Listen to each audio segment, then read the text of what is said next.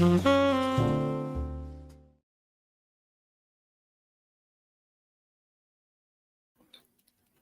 shalom. Kita berjumpa kembali di dalam sesi kali ini, yaitu sesi kelima ya. Bagaimana kita bisa bertahan di dalam penderitaan. Yaitu tentunya yang tidak kalah pentingnya. Dan ini sangat-sangat penting, yaitu kita harus berdoa dan mengucap syukur. Gitu ya. Karena setiap anak-anak Tuhan, ya saya pikir semua manusia di bumi ini pasti berdoa ya. Entah dengan siapa yang menurut mereka menjadi Allahnya, mereka pasti akan berdoa karena mereka berpikir bahwa doa itu adalah tempat kita untuk mendekatkan diri dengan pencipta kita. Nah, penting sekali kehidupan doa itu karena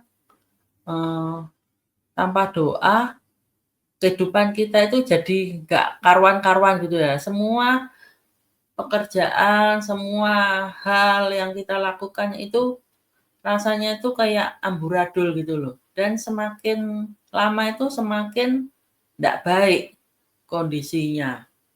Nah, itu juga yang tadi pagi gitu ya. Saya itu ada tayang gitu ya yang sesi yang sebelumnya itu. Dan gembala kami ini biasanya itu memberikan masukan, memberikan koreksi gitu loh. Untuk kita para pembicara yang dari Smart People ini. Nah, di situ saya tuh udah kurang rasanya itu nggak pas gitu loh dengan apa yang saya sharing-kan, tidak seperti yang sebelum-sebelumnya gitu, yang beberapa waktu yang lalu, beberapa bulan yang lalu mungkin ya, ketika saya sharing itu rasanya lebih mantep gitu ya, lebih pas gitu loh. Nah ini tuh saya tuh, agak terbata-bata gitu. Nah, ketika saya beritahu kepada teman saya yang mengurus, yang diberi kepercayaan untuk mengurus channel-channel-nya, konten-konten yang ada di Smart People ini. Teman saya itu ngomong, "Ini nggak apa-apa, oke aja kok. Tapi nanti kita lihat aja gimana Bapak Gembala itu komennya." Nah, di situ, eee, saya baca ada di grup ya untuk kita itu, saya dikasih koreksi ya, kalau saya boleh katakan bahwa saya itu kurang doa. Doanya itu kurang, terus sehingga power-nya itu juga kurang gitu ya, di dalam saya menyampaikan firman gitu. Jadi nggak full gitu loh, apa namanya, nggak mantap gitu.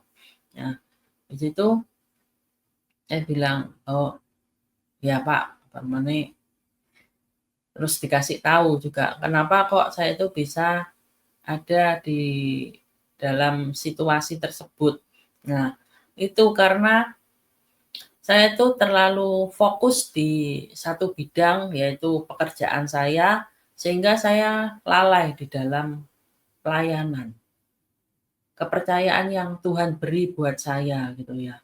Kalau kita melayani itu adalah sebuah kepercayaan ya dari Tuhan ya. Bukan bukan karena usaha kita, tapi Tuhan yang kasih gitu loh. Nah, sebenarnya saya itu udah tahu hal ini. Beberapa waktu yang lalu sebelumnya itu ketika saya doa itu, Tuhan itu sudah ngomong, "Hargai pelayanan yang Tuhan beri." Nah, di sini saya itu mendapatkan kepercayaan di dalam sebuah pelayanan di Smart People ini, yang itu eh, tidak semua orang bisa menempati posisi seperti saya gitu ya. Saya tuh eh, banyak anak-anak Tuhan yang lebih hebat gitu ya, yang lebih mumpuni gitu untuk bisa mendudukin posisi pelayanan saya. Tapi kenapa saya yang dipilih? Nah, ini adalah sebuah kepercayaan yang Tuhan kasih buat saya. Karena Tuhan itu ingin membuat saya itu semakin maju, semakin berbuah, menjadi berkat buat orang-orang lain. Dan juga karena kalau Tuhan pakai saya, karena Tuhan itu ingin berkati hidup saya. Gitu ya. Bukan hanya untuk orang lain, tapi juga untuk saya sendiri. Nah, ini adalah sebuah kasih karunia yang harus saya pertahankan.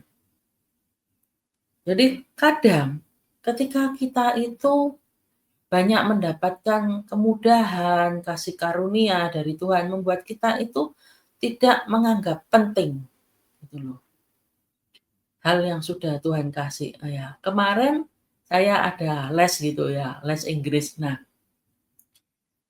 saya ketika les itu diberitahu, jadi bercerita guru les Inggris saya. Dia bilang, kalau dia pernah, istilahnya itu bersekolah gitu ya, mendapatkan kesempatan gitu, untuk menimba ilmu di Amerika secara gratis gitu ya. Nah, di sana dia kumpul, tinggal di sebuah keluarga orang Amerika. Nah, di sana kebiasaannya ketika hari Natal, itu setiap keluarga itu saling memberikan hadiah. Jadi kalau misal ada sepasang suami istri, anaknya 3 gitu ya. Nah, ini yang suami ini harus memberi hadiah untuk istrinya dan ketiga anaknya. Dan si istri itu juga memberi hadiah buat suaminya dan ketiga anaknya. Demikian juga dengan ketiga anaknya ini. Ketika sudah besar, dia memberikan hadiah untuk kedua orang tuanya dan saudara-saudaranya. Nah, jadi betapa persiapannya itu ribet ya. Itu eh, kemarin itu kalau diceritakan dia tinggal itu di sebuah keluarga, itu ada salah satu yang sudah yang sedang, yang sudah mempunyai anak, anak kecil gitu ya, ada 2 gitu ya. Nah, anak-anak kecil ini khususnya itu karena tantenya membuka toko souvenir, dia mendapatkan hadiah yang berlimpah gitu ya. Satu anak itu kemarin dapat hadiah itu saya diceritain itu ada 30 lebih pokoknya itu. Nah, tapi justru karena limpah itu menjadikan anak ini tidak menghargai hadiah yang dikasih oleh kakek neneknya, oleh orang tuanya, tantenya, gitu. Sehingga katanya buka hadiah itu dirobek, begitu tahu, oh dapat mobil, dilempar hadiah itu. Membuka hadiah yang lainnya, oh dapat ini, lempar. Jadi seakan-akan tuh tidak berharga hadiah itu, yang begitu banyak itu. Nah, demikian juga dengan kita ya, anak-anak Tuhan. Kadang Tuhan melimpahi kita itu dengan berkat-Nya yang luar biasa. Kita itu menempati posisi dalam pelayanan, menempati posisi-posisi yang penting. Tapi kadang kita itu tidak menghargai loh hal-hal yang seperti itu. Kita menganggap itu remeh. Itu adalah suatu hal yang luar biasa. Nah, saya itu biasanya itu membantu teman saya gitu ya. Itu mencarikan pembicara-pembicara untuk mengisi konten di Smart People ini. Tapi karena saya merasa kok banyak yang nggak mau ya, apa namanya, ditawarin untuk ngisi konten gitu, kok sulit ya rasanya itu. Dan saya merasa bahwa cari pembicara kemana lagi ya, teman saya itu terbatas. Koneksi saya yang bisa sharing firman itu tertentu aja gitu, ndak banyak. Kebanyakan tuh mereka merasa ndak siap, belum pernah, atau mereka itu ngomong, "Waduh, aku ini biasa sharing, tapi kan kalau di komunitas sendiri, kalau yang dalam komunitas kecil, kalau dalam masuk online, masuk YouTube, itu tuh nggak berani saya. Saya merasa bahwa hidup saya itu belum bisa, mencerminkan hal-hal yang dipandang baik. Nanti ada orang-orang itu yang komplain gitu, yang ngomong bahwa apa yang saya beritakan itu ndak sesuai. Nah, padahal karena itu ada orang-orang yang masih salah paham sama saya. Nah, saya ngomong, "Ya, kita ndak bisa ya, maksudnya itu membuat orang-orang tuh semuanya bisa menerima kita," gitu ya. Eee, ketika kita menyampaikan sesuatu, responnya baik semua itu ndak bisa. Kadang kok responnya itu, meremehkan gitu. Kadang, "Halah, mosok toh kamu itu seperti ini orangnya," kadang seperti itu. Tapi ketika Tuhan beri kepercayaan itu, ya kita melangkah aja. Masalah nanti bener ndak benernya, ada kita kelirunya, ya sudah nanti akan terkoreksi sendiri kok oleh Tuhan. Nggak usah bingung dengan masalah itu. Tapi ada teman-teman tuh yang tetap masih nggak mau gitu loh. Sehingga akhirnya ya juga karena saya waktu itu fokus juga sama kerjaan saya, ya saya nggak cari lagi pembicara itu. Dan saya lihat teman saya itu bisa cari pembicara sendiri. Koneksinya itu banyak gitu ya, selalu selalu ada gitu channel-channel-nya. Sampai, eee, kira-kira beberapa minggu yang lalu itu, ya Tuhan itu ingatkan saya kembali. Waktu itu saya ada tertemplak gitu ya, dengan perkataan yang intinya itu bahwa saya itu lalai dengan pelayanan. Nah, saat itu yang muncul, tiba-tiba muncul dalam pikiran saya, diingatkan kembali bahwa saya itu sudah lama loh nggak mencari pembicara, membantu teman saya itu. Meskipun mungkin nggak ada orang yang mau untuk jadi pembicara, tapi yang penting kan saya berusaha melakukan apa yang dulunya juga saya lakukan gitu. Nah, di situ saya mulai, "Oh ya Tuhan, salah aku Tuhan. Ya udah Tuhan wis nggak ngerti nanti ada atau enggak gitu pembicaranya, yang penting aku mau nolong temanku ini Tuhan, melakukan apa yang bisa aku lakukan." Kemudian saya hubungin, saya lihat di kontak-kontak itu, siapa ya kira-kira yang bisa saya tawarin untuk jadi pembicara. Nah, banyak yang saya chat gitu, tapi banyak juga yang nggak respon. Nah, tapi di tengah-tengah itu ada juga yang respon. Ada 2 orang yang meresponi. Nah, yang pertama itu dia udah mau gitu ya ngisi kesaksian. Nah, yang satunya itu ngisi konten berseri. Nah, tapi bukan teman saya ini yang ngisi, dia merekomendasikan pembicara lain, seorang hamba Tuhan gitu ya, seorang gembala itu yang ngisi konten. Nah, ketika saya tembusin, eee, dia respon dengan baik gini, "Iya Bu, saya nanti cari jadwal ya untuk ngisi," gini. Nah, di situ saya lihat ternyata Bukan masalah saya bisa mencari pembicara jumlahnya berapa, tetapi itikat saya itu loh, respon saya itu loh, mau dulu gitu melakukan seperti yang biasanya kebiasaan baik yang saya lakukan gitu ya. Dan juga pagi tadi itu ada ditegur lagi, diingatkan lagi gitu ya, bahwa saya itu tidak boleh laleh di dalam pelayanan. Ada beberapa, eee, hal yang sering saya miss gitu ya, jadi lupa gitu ya, yang seharusnya itu saya transfer sapa gitu ya. Nah, saya itu, eee, menduduki jabatan itu sebagai bendahara, kasir gitu ya di dalam Smart People ini.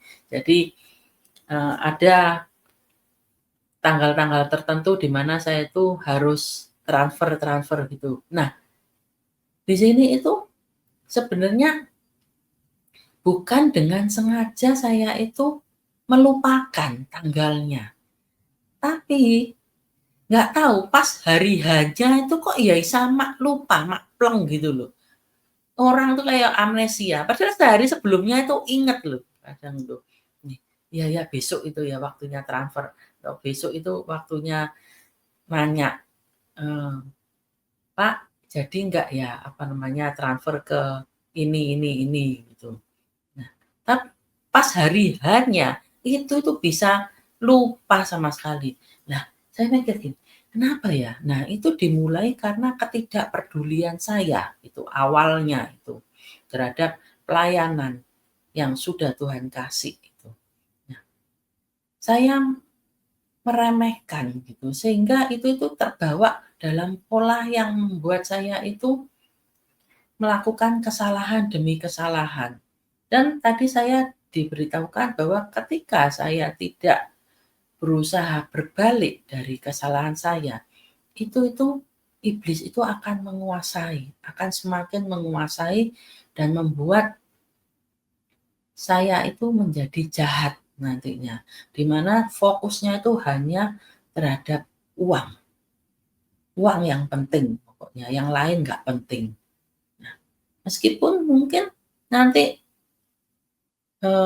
berkelimpahan dalam hal keuangan, tetapi akan ada penderitaan di dalam batin saya.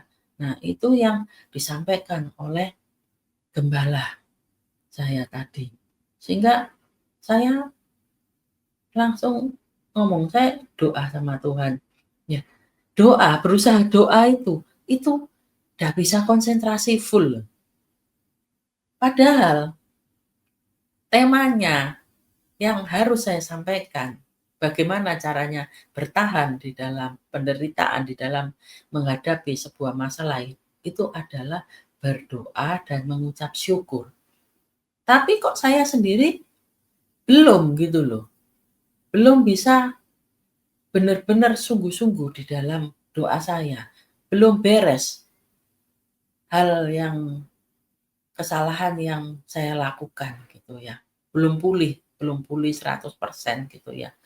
Eee Masih banyak yang harus diperbaiki. Nah, di situ tapi saya tahu bahwa penting, doa itu penting, saya butuh masuk di dalam doa ini. Supaya jadi beres, itu saya tuh perlu berdoa. Nah, di situ ketika saya berdoa, saya cuma ngomong gini, "Tuhan, aku nggak mau Tuhan, kalau jadinya nanti tambah jahat," gitu ya, semakin menyimpang dari jalan-Mu menjadi seseorang yang jahat, yang akhirnya akan mengalami penderitaan demi penderitaan yang seharusnya itu nggak perlu saya hadapi, gitu. Cuma gimana caranya Tuhan? Nah, di sini,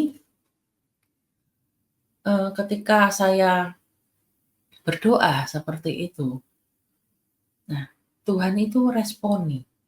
Jadi Tuhan itu mulai pulihkan hati saya. Nah, di sini saya akan, mencoba menjelaskannya melalui ayat gitu ya, yang akan saya bacakan di dalam Yohanes 15 ayat yang pertama sampai ke-8.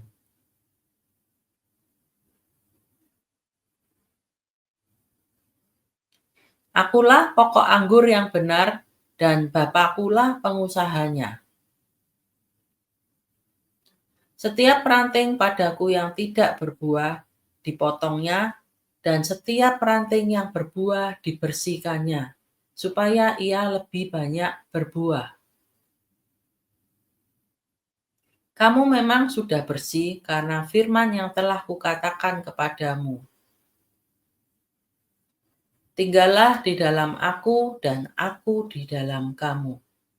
Sama seperti ranting tidak dapat berbuah dari dirinya sendiri kalau ia tidak tinggal pada pokok anggur, demikian juga kamu tidak berbuah jikalau kamu tidak tinggal di dalam aku. Akulah pokok anggur dan kamulah ranting-rantingnya. Barang siapa tinggal di dalam aku dan aku di dalam dia, ia berbuah banyak. Sebab di luar aku kamu tidak dapat berbuat apa-apa. Barang siapa tidak tinggal di dalam aku, ia dibuang keluar seperti ranting dan menjadi kering.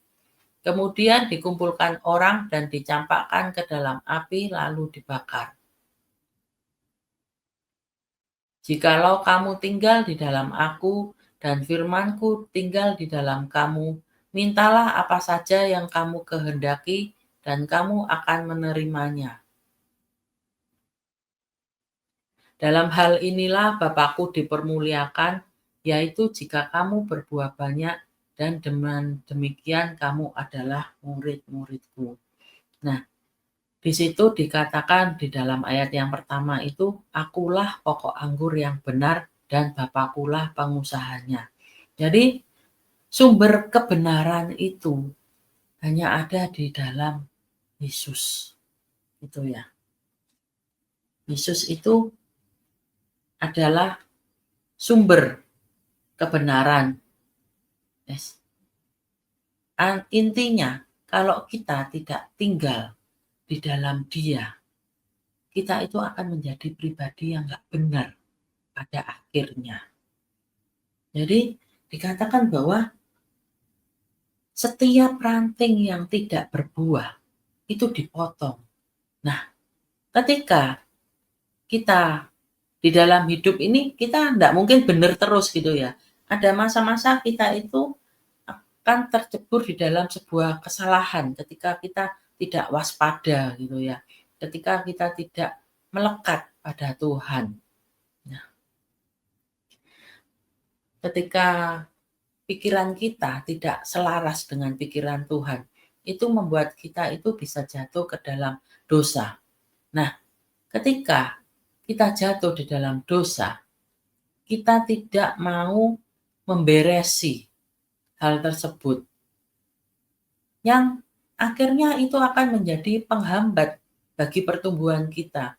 Jadi, sesuatu yang mengganjal, sesuatu ganjalan, itu hidup kita yang tidak beres, hidup kita yang terus-menerus berkecimpung di dalam dosa, itu tidak mungkin membuat kita itu bisa berbuah dengan lebat. Kita itu akan menjadi ibarat ranting itu menjadi kering gitu ya. Mungkin kita masih sering gitu ya sharing firman apa, tapi itu tidak bisa menghasilkan sesuatu yang baik gitu ya buat kerajaan Allah. Ya, di sini dikatakan kalau kita tidak berbuah itu dipotong. Gitu ya. Nah, kalau dipotong itu berarti kita tidak bisa bertumbuh, tidak bisa mendapatkan sesuatu hal yang baik. Bahkan parahnya, kalau kita tidak mau dipertobatkan, hidup kita itu nantinya ya akan masuk ke dalam neraka. Seperti orang kaya ya, yang saya bahas, orang kaya yang bersama Lazarus itu, yang saya bahas di sesi sebelumnya. Nah, di mana orang kaya ini hanya fokus pada dirinya sendiri, di mana kekayaannya itu tidak menjadi berkat buat orang lain, tidak berguna gitu ya. Dia hanya berpesta pora, berhura-hura. Nah, tadi ini saya juga eee, mendapat sebuah ayat yang disampaikan. Yang pertama itu, jagalah hati dengan segala kewaspadaan, dan yang kedua yang gembala saya sampaikan itu, supaya jangan syarat dengan pesta pora, hidup hura-hura. Ketika kita melakukan hal itu membuat kita itu nanti semakin menjauh dari Tuhan. Nah, demikian dengan orang kaya itu, fokus pada diri sendiri, itu membuat dia itu hatinya mati buat orang lain. Dia tidak mempunyai kasih lagi. Bahkan ketika melihat keadaan Lazarus yang sampai tubuhnya itu penuh dengan luka dan juga kelaparan, mengharapkan sisa-sisa makanan dari orang kaya ini. Hati orang kaya ini tidak tergerak. Jadi dia tidak memperhatikan Lazarus ini dengan kasih. Nah, orang yang seperti ini yang hatinya sudah mati untuk berbuat dengan baik, secara otomatis apa yang dia lakukan, yang keluar dari dirinya itu adalah sebuah kejahatan demi kejahatan. Yang mana itu akhirnya membawa dia masuk ke dalam neraka, sebuah penderitaan. Di mana seharusnya saya yakin bahwa orang kaya ini tidak melekat pada sumbernya, tidak melekat pada Tuhan. Karena kalau dia hatinya melekat pada Tuhan, dia tidak akan sampai salah itu sampai terseret sejauh itu. Dan akhirnya membawa dia dalam penderitaan yang tidak berujung gitu ya. Nah, padahal dia dalam kesehariannya pasti sudah banyak diperingatkan. Nah, seperti saya sendiri, saya juga sebelum melalaikan pelayanan itu dalam tahap yang lebih jauh, itu saya sudah diperingatkan oleh Tuhan bahwa hargai pelayanan yang sudah Tuhan kasih. Jauh-jauh hari sebelumnya, sebelum saya mendapatkan teguran gitu ya. Nah, demikian juga dengan orang kaya ini. Nah, dia juga mendapatkan sebuah teguran, firman Tuhan yang mengingatkan dia. Tapi dia singkirkan semua itu karena hatinya tidak melekat sama Tuhan. Nah, makanya pentingnya ketika Tuhan ngomong, tinggallah di dalam aku dan aku di dalam kamu. Itu artinya itu kita harus benar-benar hidup kita itu melekat sama Tuhan. Karena kalau tidak melekat sama Tuhan, kita itu tidak akan bisa membuahkan sesuatu yang baik. Karena sesuatu yang baik itu hanya dari Dia gitu ya. Dia yang memampukan kita untuk berbuat baik. Karena pada dasarnya kita itu cenderung untuk melakukan hal-hal yang tidak baik gitu ya. Hal-hal yang buruk gitu. Kalau tidak kita dijagai oleh firman Tuhan, tidak dijagai oleh Tuhan. Nah, salah satu syaratnya yaitu dengan kita itu harus tinggal di dalam Dia, di dalam Tuhan. Karena ketika di dalam ayat dikatakan, barang siapa tidak tinggal di dalam aku, ia dibuang keluar seperti ranting dan menjadi kering. Kemudian dikumpulkan orang dan dicampakkan ke dalam api lalu dibakar. Ya seperti orang kaya itu. Lazarus di dalam kemiskinannya, dia tetap hatinya itu terpaut sama Tuhan. Di mana ketika dia sudah meninggal, itu menjadikan dia masuk di dalam kekekalan, hidup kekal bersama Tuhan. Tetapi orang kaya ini, ya, seperti ranting yang menjadi kering lalu dicampak dan dibakar ke dalam api. Dia dibakar di dalam api neraka. Kalau kita dengar api neraka itu abadi ya, jadi enggak sebentar hidup, sebentar mati, itu terus dibakar terus. Tapi orang yang ada di dalamnya itu enggak bisa melarikan diri dari api itu. Nah, makanya betapa pentingnya kita itu memperhatikan setiap firman yang disampaikan, setiap teguran juga yang kita dapatkan. Karena itu penting loh buat masa depan kita, buat hidup kita nantinya. Ketika berulang kali kita mendapatkan firman yang sama dan teguran demi teguran yang disampaikan oleh siapapun gitu ya buat kita dan kita tidak mau berubah, itu nanti kita jangan nyesel kalau kita mengalami hidup dalam penderitaan.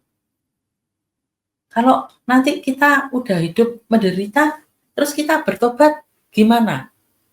Bisa nggak? Ya bisa, tapi buat apa kita itu harus mengalami penderitaan dulu gitu ya.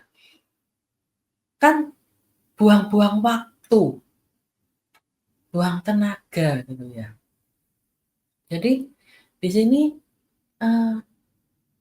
reminder buat saya sendiri khususnya bahwa saya harus berusaha sekuat tenaga itu untuk berubah, untuk kembali ke pola saya yang lama, yang baik, yang sudah saya lakukan. Ya, salah satu syaratnya itu ya itu memperhatikan pelayanan yang Tuhan beri.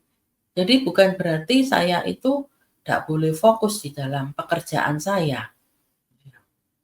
Tetapi bagaimana di tengah-tengah kesibukan saya di dalam bekerja, apalagi saat-saat ini saya masih nyantai gitu ya, belum kerja tiap hari gitu ya, karena masa panennya kan, eee, belum banyak gitu ya, dan juga belum bisa dikerjakan secara intens seperti yang waktu-waktu yang lalu. Nah, otomatis kan waktu kebersamaan saya untuk membenahi hidup saya, untuk berdoa sungguh-sungguh di dalam Tuhan itu kan banyak gitu ya waktunya. Nah, tinggal sayanya mau atau enggak. Nah, kalau enggak mau, ya yang rugi ya saya sendiri. Kalau saudara tidak mau dipertobatkan, saudara tidak mau berbalik dari kesalahan saudara, yang rugi itu, yang paling utama itu ya saudara sendiri gitu ya. Tuhan nggak rugi, karena Tuhan itu bisa pakai orang lain gitu ya. Kita akan begitu mudah digantikan dengan orang yang lain. Nah, kan kalau Tuhan kasih kita kepercayaan, itu adalah suatu anugerah ya buat kita. Siapa sih kita ini? Nah, saya sendiri juga bolak-balik ketika diingatkan gitu ya, siapa kita itu dulu sebelum kita itu dipakai oleh Tuhan, sebelum kita itu mendapatkan posisi seperti yang sekarang ini. Iya ya Tuhan,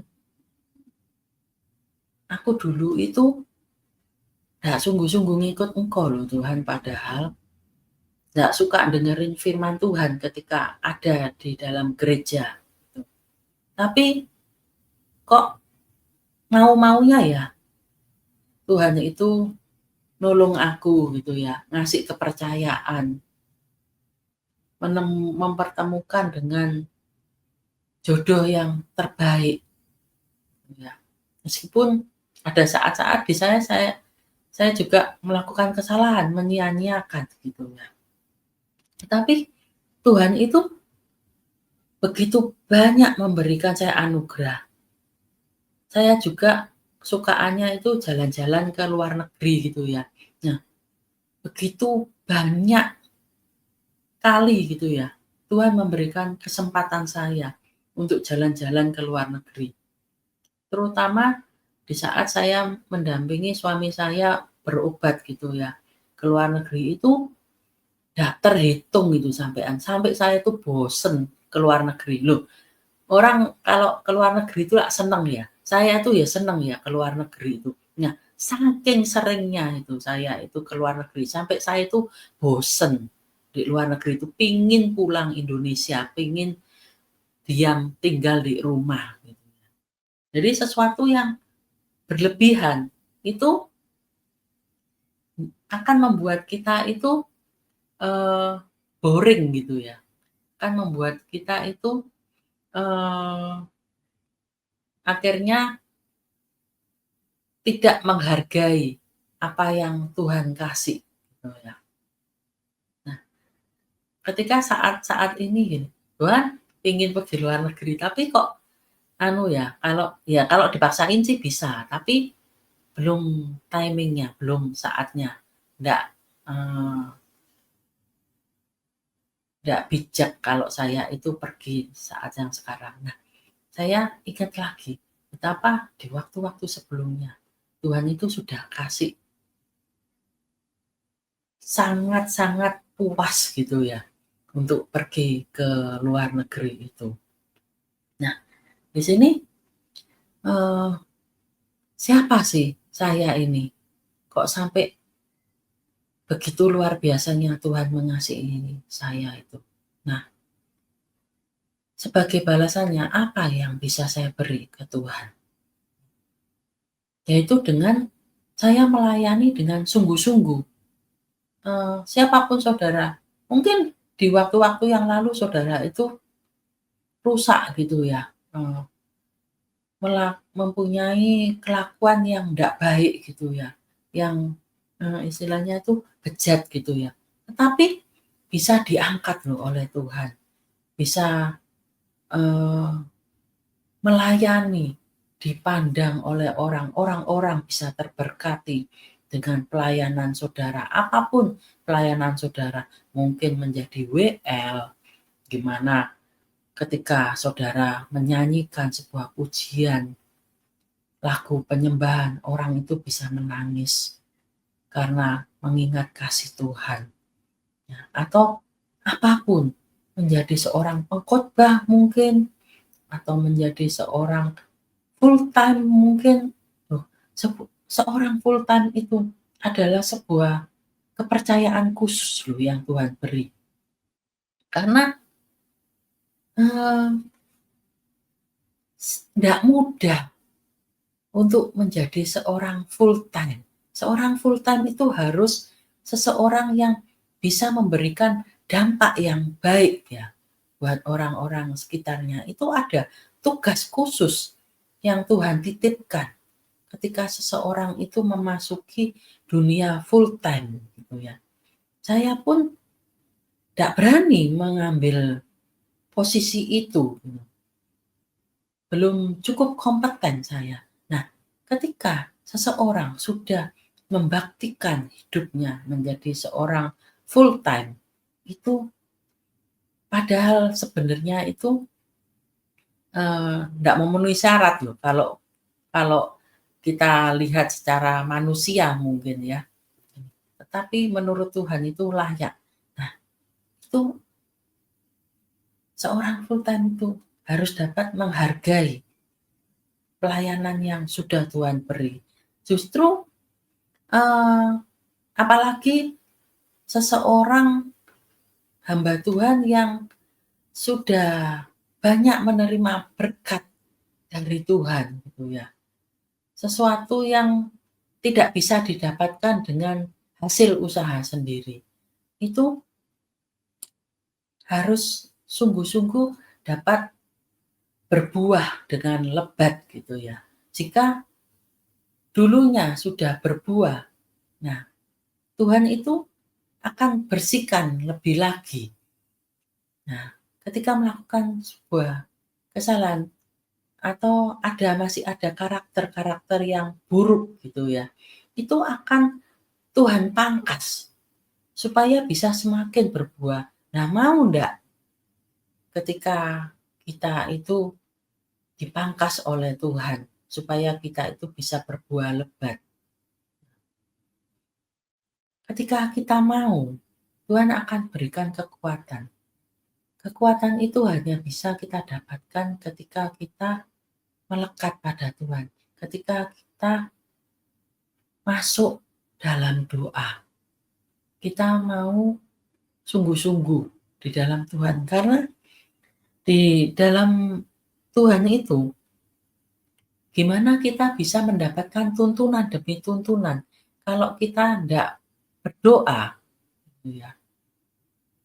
Kalau kita kuat doanya, meskipun kita itu bolak-balik salah, kita itu akan bisa berdiri lagi. Kita akan bisa keluar dari kesalahan kita dengan tuntunan Tuhan. Nah, jadi kita yang males-males doa, yuk, apalagi yang tidak pernah doa, ya kita harus berjuang gitu ya.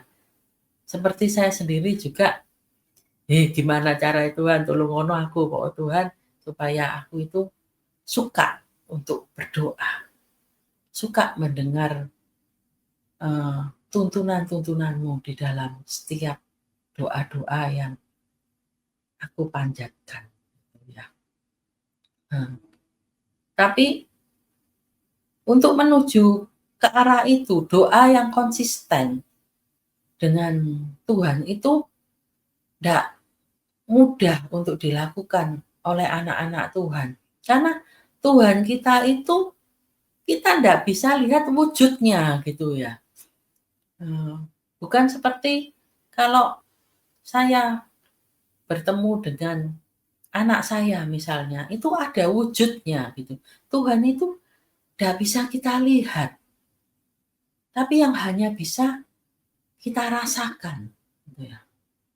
Dengan ketika kita berdoa, Tuhan jamah, kita nangis gitu ya. Ketika kita mengalami sebuah masalah, kita bawa ke hadapan Tuhan dan Tuhan tolong kita. Tiba-tiba ada jalan keluar dari setiap permasalahan kita, di mana Tuhan tuntun. Tuhan ngomong, ayo kamu jalan, belok kanan.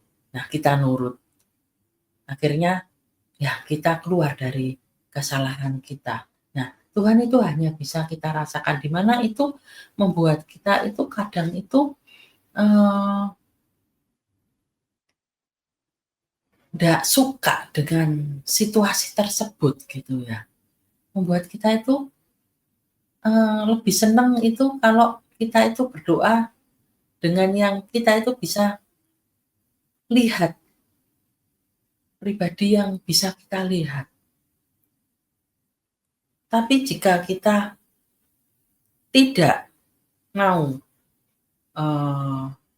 istilahnya itu tetap masuk, tetap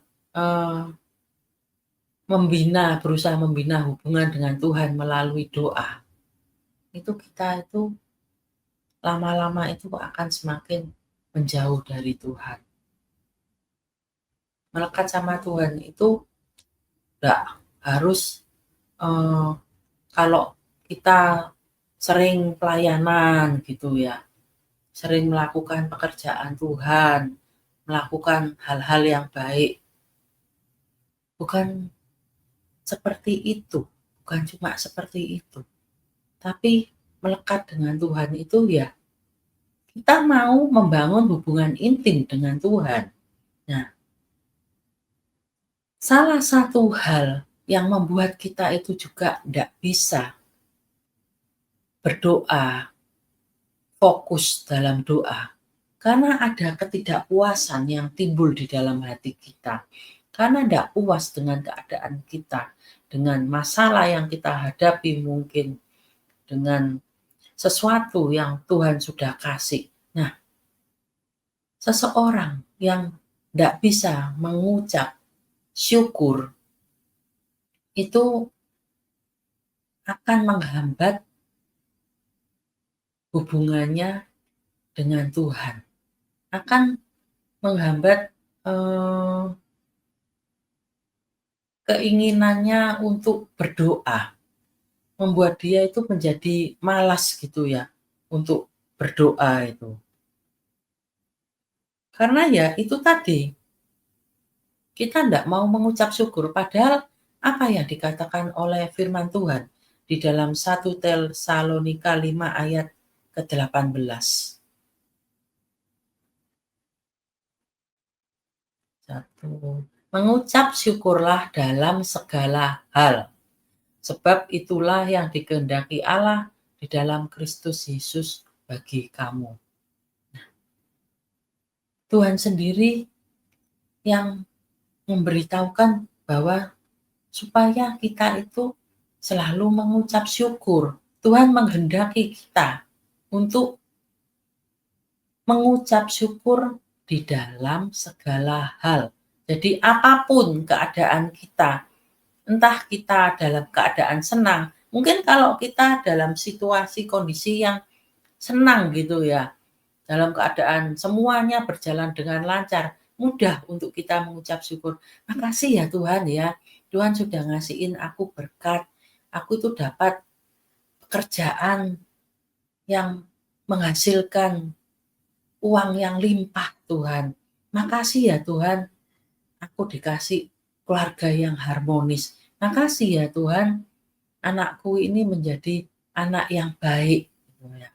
Tetapi karena kita itu sering salah fokus, sehingga kita itu lalai di dalam mengucap syukur. Nah, beberapa hari yang lalu saya ada teleponan dengan Bapak Gembala dan tiba-tiba saya itu cerita gitu ya. Nah, anak saya itu kan ada pergi liburan gitu ya dengan temannya gitu ya. Dan selama 9 hari.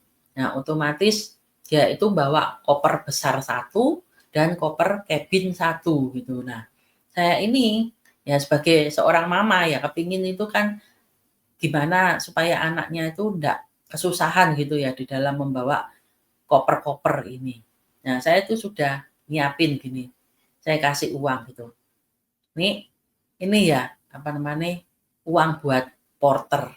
Nanti kalau apa namanya, ngangkat koper-kopernya. Terus anak saya tuh jawab, "Buat apa, Mah, porter itu? Tak angkat sendiri." Loh, berat loh nih. Loh, enteng, kuat aku. Itu cuma 18 kilonan kok. Nah, anak saya itu olahraga gitu ya. Dia olahraganya itu ya suka nge-gym, pilates, terus apa ya, 45 gitu itu. Nggak tahu 45 tuh ya kayak sejenis nge-gym gitu ya kalau saya lihat itu. Pokoknya angkat-angkat beban apa gitu itu. Nah nah itu membuat dia itu nyatanya enteng gitu ngangkat koper. Dia nggak mau gitu ya.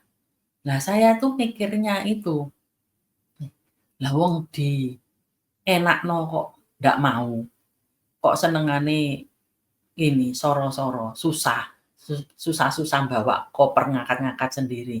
Nah, saya itu cerita ke Bapak Gembala. Nah, Bapak Gembala itu karena dia seseorang yang detail gitu ya, karena seorang pengajar juga itu. Eee, jadi itu melihatnya itu dari sisi yang berbeda ya dari yang saya pikirkan. Dia melihat, "Loh, bersyukur loh kamu itu punya anak seperti itu." Di mana dia itu ngerti gitu ya, menempatkan segala sesuatunya.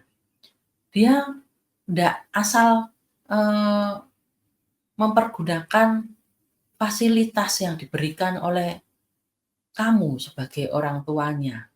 Nah, intinya itu Bapak Gembala itu ngomong kayak gitu. Dia ngerti kalau ndak penting, kalau dia bisa ngatasi sendiri, ya sudah, dia ngangkat sendiri. Nah, dia nganggap, "Oh bisa kok." Anak-anak zaman sekarang tuh seperti itu, anak-anakku tuh juga gitu. Tapi juga ada anak-anak yang fokusnya itu cuma untuk hal-hal yang, branded-branded gitu, mengejar pakai tas harus branded, pakai apa-apa harus branded semua, nggak bisa hidup sederhana. Jadi manja gitu ya, nggak mandiri gitu. Nah, kamu bersyukur kamu kalau punya anak seperti itu. Itu kalau nggak campur tangan Tuhan, itu nggak mungkin anakmu tuh bisa sampai tahap seperti ini.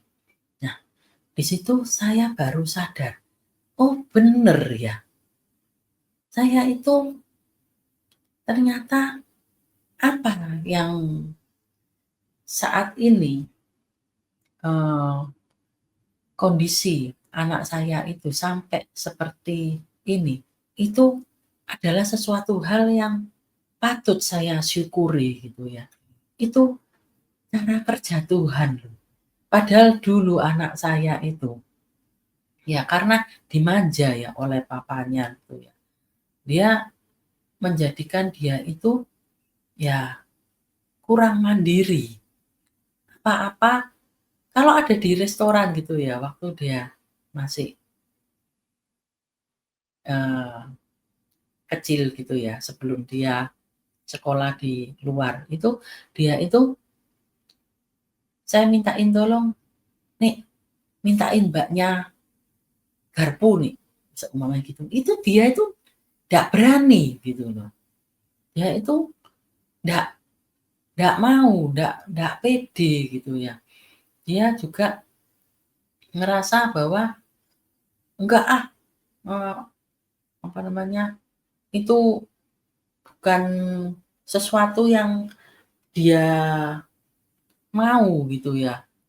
Dia kadang males gitu mintain gitu ya. Nah, nggak mau berusaha sendiri gitu.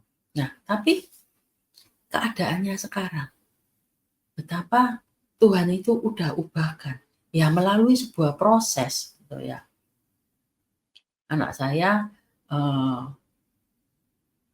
diizinkan untuk waktu itu sekolah ya di Singapura gitu ya, sesuatu, jarak yang jauh ya, yang ndak bisa setiap hari saya dan suami itu nengokin gitu ya. Nah di situ tapi rasanya buat saya itu, sesuatu yang membuat saya itu sedih, karena yang tadinya kumpul sama anak ini tiba-tiba jadi jauh, ndak enak. Tetapi hal itu justru menjadi sebuah kebaikan buat anak saya. Di situ anak saya belajar mandiri, belajar mengatasi segala sesuatunya sendiri. Kecuali kalau memang ada hal-hal yang menurut dia, dia butuh nasehat, butuh saran, sesuatu yang dia ndak ngerti harus berbuat apa, dia baru nanya gitu ya ke orang tua. Tetapi selama dia bisa mengatasinya sendiri, dia atasi sendiri. Dan ketika sudah lulus, dia kembali ke Indonesia dan dia juga ada bantu saya gitu ya, eee, nolong saya, dia menemanin saya kerja gitu di desa. Jadi saya ini tinggalnya di Semarang, tapi kerjanya di desa, di mana saya membutuhkan waktu gitu ya untuk sekali pergi aja 1 jam lebih sampai 1,5 jam, itu kalau lancar gitu ya. Nah, di situ juga itu hal yang membuat anak saya itu, eee, mungkin menurut kita itu hal yang biasa, tetapi itu cara Tuhan membuat anak saya itu melihat sendiri bagaimana orang itu harus berjuang untuk mendapatkan uang gitu ya, di dalam bekerja. Jadi, ya berkat dari Tuhan ya, tapi kan kita juga harus berjuang. Gimana, pontang-pantingnya gitu ya, saya di dalam menangani pekerjaan gitu ya. Kalau sudah rame itu, wah jam itu rasanya itu uber-uberan gitu ya. Rasanya itu istirahat itu nggak bisa dalam waktu lama, itu kerja terus itu. Nah, berhenti itu cuma waktunya makan, jam istirahat. Itu pun juga masih ada hal-hal yang harus saya lakukan di tengah jam-jam istirahat saya itu. Kalau enggak selesai itu pekerjaannya itu. Nah, di situ dia melihat membuat dia itu tidak, eee, menjadi seseorang yang aji mumpung gitu ya, yang pokoknya, eee, contohnya tadi, saya mau ngeluarin uang untuk porter bawa koper-kopernya, tapi dia nggak mau, karena dia nganggep nggak penting, buang-buang uang. Wong dia bisa ngatasi sendiri, dia bisa ngangkatin sendiri. Wong dia bukan seseorang yang lemah, karena dia sudah di dalam berolahraga itu juga ototnya itu sudah terbangun, kuat gitu ya. Nah, itu sesuatu hal yang hanya bisa dikerjakan oleh Tuhan. Saya sebagai orang tua nggak bisa, terbatas gitu ya, untuk membuat anak saya itu mengalami perubahan yang luar biasa. Karena kalau anak sekarang itu bukan anak zaman dulu yang bisa dicerewetin terus gitu ya, diomongin terus, "Harus gini ya gini ya gini ya." Bukan, beda anak zaman sekarang itu. Kalau dia mau, kalau dia istilahnya, eee, butuh nasihat kita, dia baru nanya. Kalau kita, eee, mau sok-sokan gitu ya, ngasih saran gitu ya, ketika dia cerita gitu tentang temennya mungkin, terus kita yang temennya, terus dia ada masalah gitu ya dengan temannya, terus saya sok-sokan gitu ya, "Ya kamu harus gini ini, gini aja." Dia itu malah marah gitu ya, dia bilang, "Ma, aku nih ndak minta mama ngasih tahu aku harus gimana gimana. Nanti kalau aku mau ya, aku minta saran sama mama. Aku sudah punya cara sendiri untuk mengatasi temanku ini." Nah, beda gitu ya. Jadi kita harus menyesuaikan ya, kita tetap ya harus menggiring anak kita gimana caranya untuk, eee, dengan Tuhannya itu dia mau melekat, dia mau mengandalkan Tuhan, dia tidak meninggalkan Tuhan. Tetapi tidak bisa dengan cara kita sendiri gitu ya. Ada hal-hal di luar kemampuan kita. Nah, sama seperti, eee, Bapak Gembala di Smart People ini, di mana di tengah-tengah, kesibukannya melayani menjadi berkat buat banyak orang, otomatis waktu untuk anak-anaknya pasti ya akan tersita ya. Tetapi saya lihat bagaimana Tuhan bekerja, membentuk anak-anaknya, membuat anak-anaknya ini dan juga pasangan hidup anaknya, itu ngena semua loh, beres semua loh.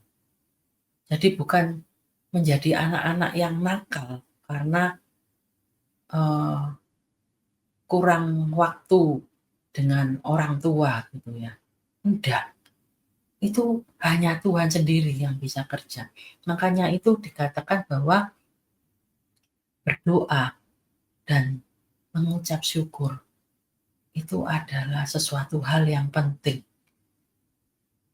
di dalam kita bertahan menghadapi suatu masalah. Tidak ada ya dalam diri kita selama kita masih hidup, kita itu pasti akan menghadapi tantangan demi tantangan di dalam hidup kita. Masalahnya ya kalau kita menghadapi sebuah tantangan, ya jangan berada di sebuah tantangan atau masalah yang itu terus. Kita harus keluar dari hal itu. Nah, di mana itu perlu campur tangan Tuhan. Kita harus doa. Kalau enggak doa juga, itu kita itu enggak akan bisa bertahan di dalam menghadapi permasalahan kita. Begitu banyak godaan di dalam dunia ini yang bisa menyeret kita itu semakin jauh dari Tuhan, membuat kita itu tidak bisa bertahan dengan iman kita. Jadi kita harus memberesi diri kita gitu ya. Jika kita tidak bisa fokus di dalam doa, itu kita lihat kenapa kok tidak bisa fokus itu. Apakah kita itu kurang mengucap syukur? Kita selalu tidak puas dan tidak puas dengan situasi yang ada. Kita selalu menyalahkan orang lain. Kita selalu menyalahkan Tuhan gitu ya. Kenapa kok kita berada di dalam posisi yang buruk, yang kita masih berada di dalam posisi yang kelihatannya genting. Jika hal tersebut ada di dalam diri kita, kita harus mulai mengubah pola pikir kita. Sehingga kita bisa fokus di dalam doa. Nah, kalau kita ditegur Tuhan, tidak melakukan hal-hal yang Tuhan mau gitu ya. Setiap kita itu dituntut untuk melayani. Tidak ada manusia itu yang tidak mendapatkan tugas untuk melayani pekerjaan Tuhan. Semuanya itu pasti mendapat tugas. Hanya berbeda-beda antara satu orang dengan yang lainnya. Nah, itu kita harus bisa menghasilkan buah untuk kerajaan Allah gitu ya. Karena Tuhan sudah berikan begitu banyak anugerah, begitu banyak hal-hal yang semestinya tidak patut, tidak layak untuk kita dapatkan. Dan juga untuk kekalahan hidup kita. Kita mau hidup kekal toh. Tidak selamanya kita ada di dalam dunia ini kan. Pasti sewaktu-waktu kita akan meninggalkan dunia ini kan. Nah, untuk menuju ke arah sana, ya kita itu harus hidup benar. Harus dapat bertahan dalam posisi hati yang benar gitu ya. Nah, jadi apapun yang menjadi permasalahan kita saat ini, ya bertahanlah. Di mana kita harus berani menghadapi permasalahan kita. Gitu ya, jangan lari dari masalah. Kita harus punya pengharapan yang benar gitu ya. Jangan punya pengharapan terhadap manusia atau terhadap hal-hal yang lain. Karena pengharapan kita itu harus di dalam Tuhan. Dia Allah yang tidak pernah mengecewakan kita. Ada ya firman-Nya dikatakan bahwa pengharapan itu tidak mengecewakan. Dan juga kita itu harus tetap melakukan apa yang baik gitu ya. Menabur. Taburlah hal-hal yang baik di dalam hidup kita. Nanti kita juga akan menuai hal-hal yang baik.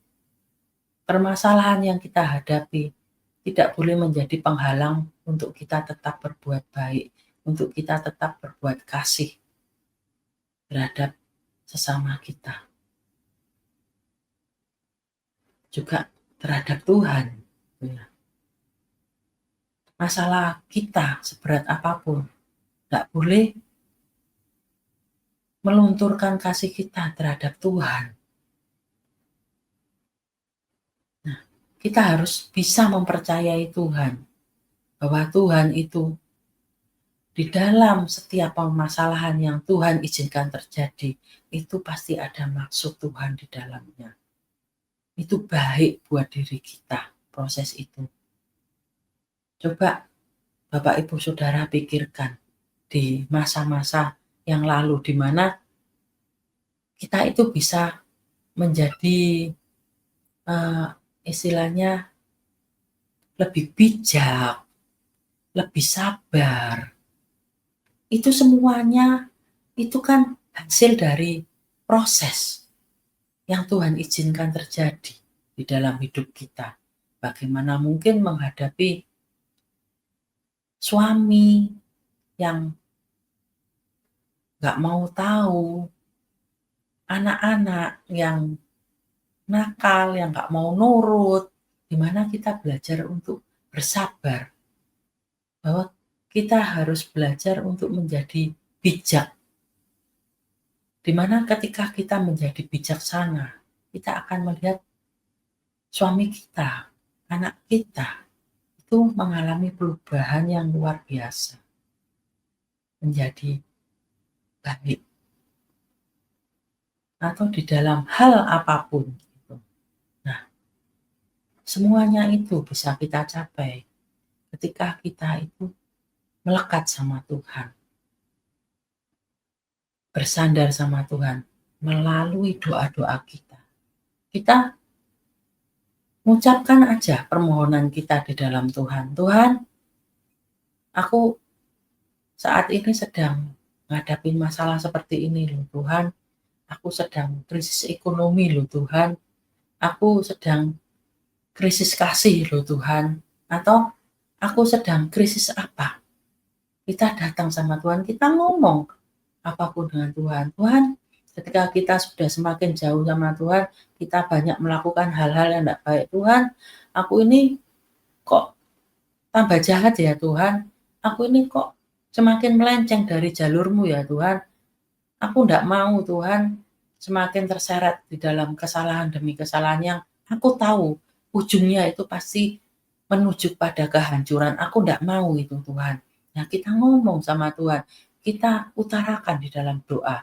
Nanti di dalam doa dengan ucapan syukur, kita ngucap syukur bahwa di dalam apapun yang terjadi dalam diri kita, itu baik untuk kita, untuk membentuk kita.